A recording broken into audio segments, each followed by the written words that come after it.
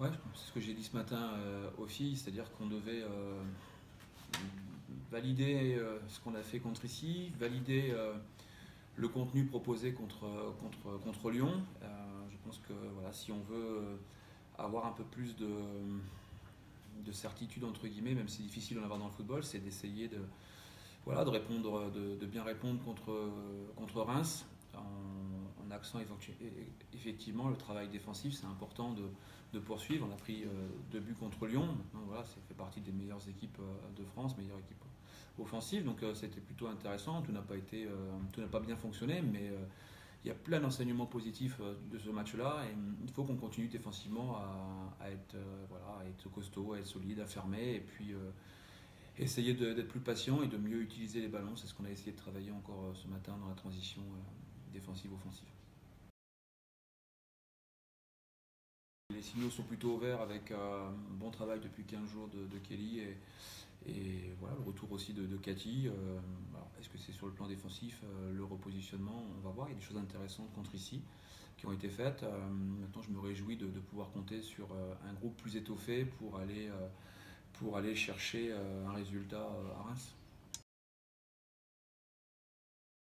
Pour être tout à fait clair par rapport à ça, c'est quand le mercato s'est ouvert, on l'avait déjà terminé. C'est des filles avec lesquelles on s'était mis d'accord. On attendait juste que la situation administrative s'améliore. Mais bon, voilà, Vanessa Grégoire, c'était une jeune joueuse de 25 ans qui terminait ses études, qui était semi-pro au Canada. J'ai la chance d'avoir quelques connaissances au Canada avec Alexandre Darocha, qui est un de mes collègues et amis qui est enseignant universitaire, qui est très implanté dans le milieu. Voilà, on a eu des propositions de canadiennes.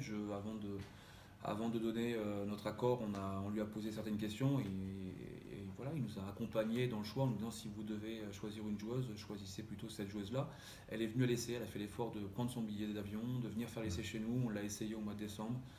Voilà, au bout de la première semaine, il n'y avait pas besoin de cette première semaine. La première séance, je savais que cette joueuse-là nous intéressait, gros volume.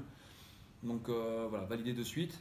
Donc je remercie notre collègue par rapport à cela et le club de l'avoir libéré. Et ensuite, il y a effectivement Akaba. Donc là, Akaba, c'est un autre réseau avec d'autres amis qui fonctionnent voilà, dans le milieu, qui nous ont proposé cette joueuse internationale camerounaise qui terminait le match de Ligue des Champions de mémoire le 16 décembre. Et à l'issue de ce match, avec l'élimination de son club, le club a libéré et on attendait juste que les visas, les passeports, etc.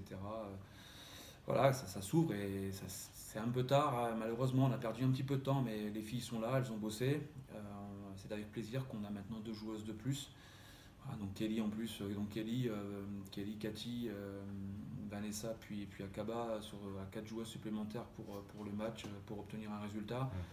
On s'est souvent plaint depuis le début d'année du manque de profondeur de banc. Je pense que c'est la première fois où les choix ne sont pas faciles, ne seront pas faciles, mais je préfère cette situation-là quand je me retourne voilà, d'avoir des doutes. Et là, les doutes sont nombreux et c'est très bien pour l'intérêt du collectif.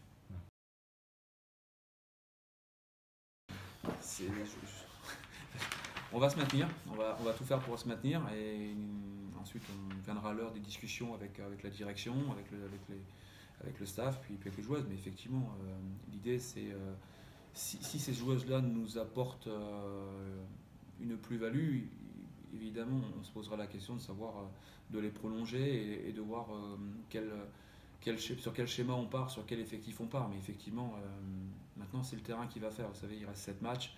Il n'y a que le terrain qui parle. Il faut qu'elles apportent une plus-value. Si ce n'est pas le cas, il faudra faire autrement. Mais Kelly a été blessée depuis son arrivée. Elle a fait peu de matchs. Donc on peut aussi considérer qu'on est enfin armé pour répondre à nos objectifs. J'ai aucune info là-dessus. Je ne sais pas ce que la fédération, elle ne s'est pas encore positionnée clairement. Je m'en soucie guère. En fait, j'ai envie de vous dire que on vient d'évoquer la transition pour l'année prochaine par rapport au club. Je pense que il faut d'abord s'occuper de nous. On a vécu une saison très difficile. Il reste 7 matchs. Il en reste quelques-uns à la maison. Je pense qu'on doit se rassurer. On doit prendre des points. On doit se maintenir tout seul. C'est valider notre projet seul et ne pas commencer à regarder ou hypothéquer ou supputer. J'ai pas le temps. On doit prendre des points, on doit se rassurer. Et ensuite, voilà, pour moi, c'est le seul chemin que je connaisse. C'est on prend nos résultats, on prend nos points, on se maintient. Après, je me réjouis absolument pas de cette situation et du contexte sanitaire. Il y a tellement de clubs de D2 qui bossent. Je pense à mes confrères collègues, je pense aux joueuses.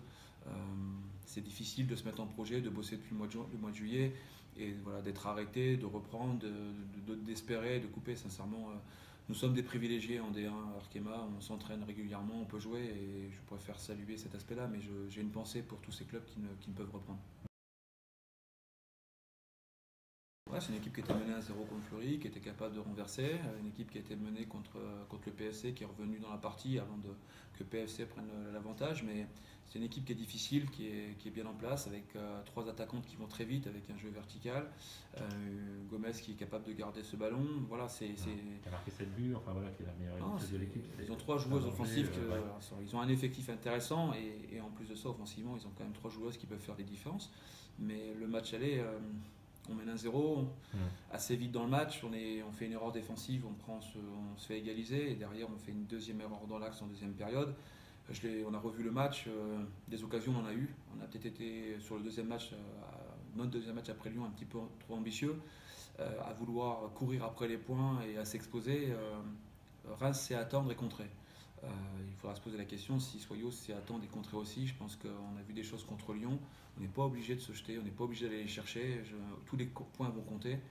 Et bien sûr que, comme chacun, on aimerait aller chercher les 3 points de la victoire. Mais avant ça, si on n'est pas capable, voilà, on ne va pas se jeter.